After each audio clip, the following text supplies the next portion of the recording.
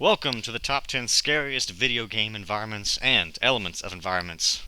Now, if you go to your friendly neighborhood Google and you type in top 10 scariest video games, chances are you'll probably get a large list of top 10 scariest video games, top 10 scariest video games for a certain console or PC or something like that, or top 10 scariest moments in games or top 100, whatever. Now, whether it's looking at the front of a very scary little girl who's trying to kill you and later on, spoiler alert, hump you, or whether it's wandering through a school looking for clues to a serial killer who's trying to kill other serial killers, only to find a locker with a dead guy inside, and when you go to take a picture of him, this happens. All these different moments in games are very, very important to the games themselves, especially if they're a horror game, but they're only half of the equation for what makes a good horror game. The other half is the environments themselves, and that's where this video comes in. Welcome to the top 10 scariest video game environments and elements of environments.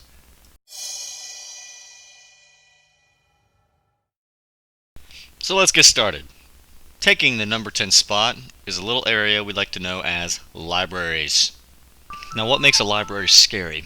Well, in the game Condemned, it's these little Zergling-like creatures that are crawling everywhere trying to kill you. But assuming we don't have those little creatures chasing us, we have to assume that something else in this library is going to scare us. Libraries themselves have lots of bookcases, and you can't ever tell what's going to be around one of these bookcases, whether it's an enemy or a guy with a giant pair of scissors or something like that. You never know. So you got to be kind of careful, and because of these little tight quarters, not to mention the lights being out and the fact that a library is very quiet in its natural state, I said natural, but anyway, this promotes a very general horrifying experience, and this is why libraries take the number 10 spot. Coming into the number 9 spot, we have schools. Many of us remember the very first Silent Hill game. They have a very memorable experience as far as the Silent Hill experience goes, even today. This game's very first building/dungeon just so happened to be a school. This school featured little children wandering around with no faces and knives trying to, spoiler alert, hump you. The long dark hallways, the bloodied messages written throughout the school trying to help you solve the puzzles, and of course the enemies. Let's also not forget to mention the creepy locker rooms. We already saw what happened in the locker room in Condemned 1. Silent Hill also takes up the scare factor by sending us its own little locker room of nice little surprises, both in the first school and the alternate school.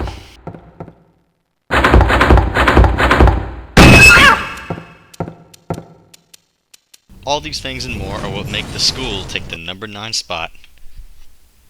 You know, now that I think about it, let's go ahead and switch those. There we go. Alright, moving on. Coming in at the number 8 spot, space stations. Space stations themselves are used very good, especially when they're used like the ones in the games Doom and Dead Space, which have a lot of darkness, a lot of blood, not to mention the enemies, and then you have all the good stuff from the libraries and the schools. But good thing, the best thing probably about space stations is that they can be extremely random. You can do anything you want with them. Like take this room, put like a refrigerator over here, you can put like a set of stairs right here, you can put a doorway up there. You have that door leading into another completely random area. You can just do whatever you want. And when you walk into a lot of these places, you never know what to expect because it's not really shaped out the way like, say, a house or an apartment complex would be. And since the space stations are so incredibly random, you can have anything you want to do with them, especially the scare factor. This is why space stations take the number 8 spot. Coming in at number 7, abandoned areas. The abandoned feature found in most games is the first element of environments we have on the list. Abandoned areas themselves make most games a lot scarier depending on who you are. Being alone in general in a darkened area with enemies trying to kill you doesn't usually tip the plate toward being more comfortable. In games such as Resident Evil, Capcom sends the player often alone even when the most applicable scenario would be to stick together. Jill, see if you can find any other clues. I'll be examining this. Not to mention the scary voice acting. Joseph! No! Don't go! Being alone in circumstances involving horror is a major benefit towards scaring your crowd, and this is why abandoned areas take the number 7 spot. And now for number 6, vents. Now if you're claustrophobic, vents are probably number 1. I'm not sure if that takes effect in a game or not, but whatever.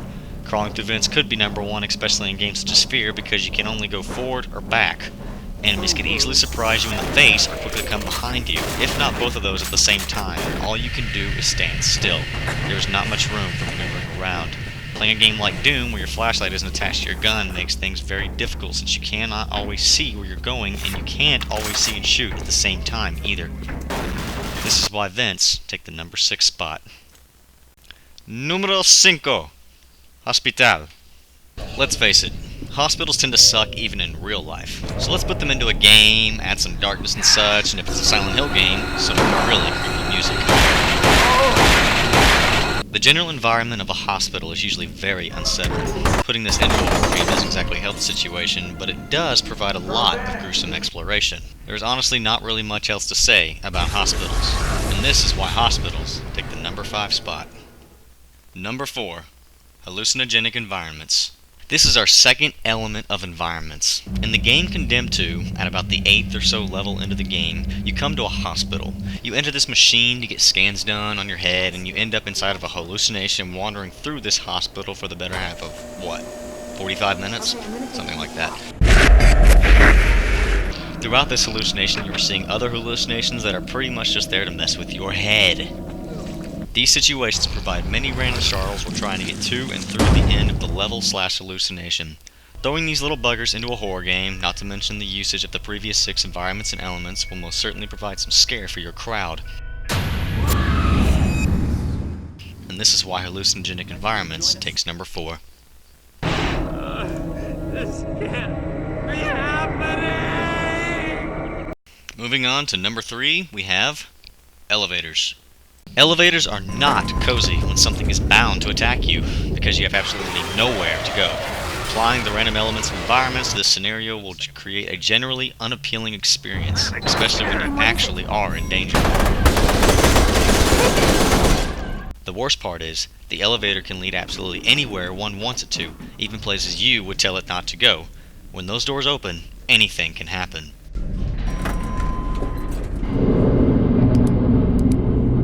For these reasons, elevators take the number 3.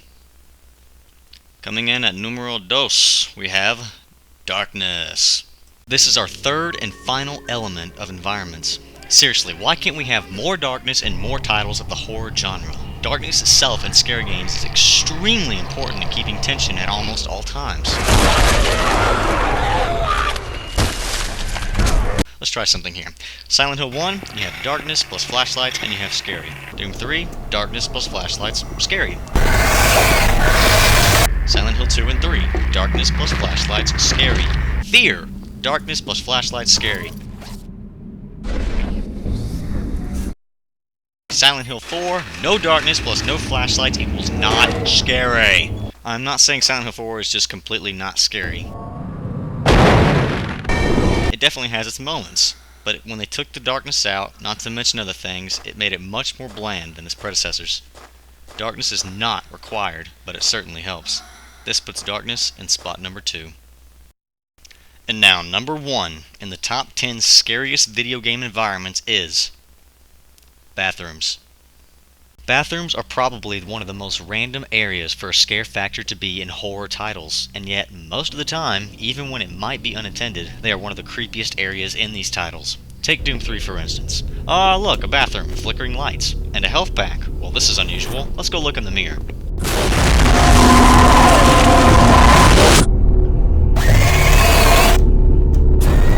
Silent Hill 3 also has a memorable experience. Just knocking on the closed stall because that's not weird in a realistic scenario, and when we walk away,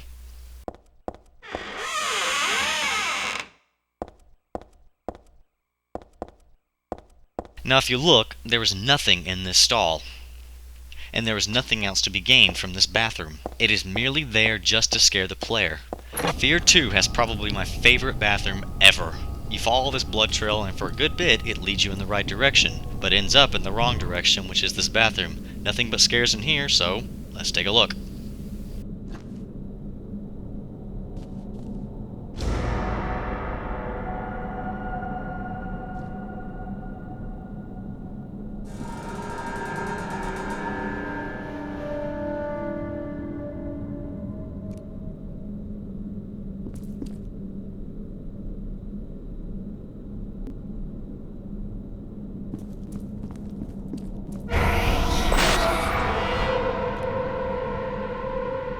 Bathrooms are meant to be relaxing, not troublesome, although they are troublesome to clean. Throwing all these different bathrooms into these titles has generated much jumpiness from myself and possibly other people.